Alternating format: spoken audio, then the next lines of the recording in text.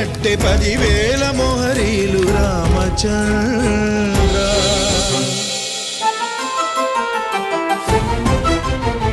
సీతమ్మకు చేయిస్తిని చింతాకు పథకము రామచంద్ర.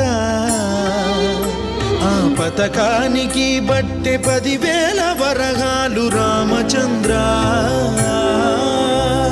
కలికి తురాయి నీకు పొలుపుగా చేయిస్తిని రామచంద్ర. నీ తండ్రి దశరథ మహారాజు పంపెనా లేక మీ మామ జనక మహారాజు పెట్టెనా? ఎవడబ్బ సొమ్మని కులుకుతూ తిరిగేవు రామచంద్ర.